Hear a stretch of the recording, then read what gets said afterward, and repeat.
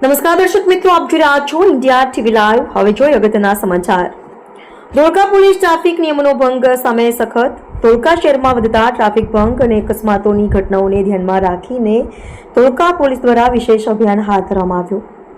Police એક્શનમાં આવીને રસ્તા પર નિયમોનું ઉલ્લંઘન કરતા વાહન ચાલકો સામે કડક પગલાં ભર્યા। બ્લેક ફિલ્મ ધરાવતા વાહનો પર કાર્યવાહી। શહેરના મુખ્ય માર્ગો પર પેટ્રોલિંગ દરમિયાન પોલીસે બ્લેક ફિલ્મ લગાવેલી કારો રોકી કાનૂની કાર્યવાહી હાથ ધરી। 3 સવારી બાઇક પર કડક પગલાં। ટ્રાફિક નિયમો મુજબ 2 પૈકી 3 વ્યક્તિ બેસે એ ગુનાહિત ગણાય છે। અનેક યુવાનો 3 સવારીઓ સાથે બાઇક ચલાવતા ઝડપાયા। નંબર પ્લેટ વિના વાહનો પકડી પડાયા। શહેરમાં દોડતા અનેક વાહનોમાં નંબર પ્લેટ ન હોવાનું સામે આવ્યું। આવા વાહનો પોલીસ દ્વારા તાત્કાલિક પકડી પાડવામાં આવ્યા હતા। 18 વર્ષથી ઓછી વયના ડ્રાઈવરો રોકાયા। કાયદેસર વય ન પહોંચી હોવા છતાં ઘણા કિશોરો વાહન હંકાવે છે।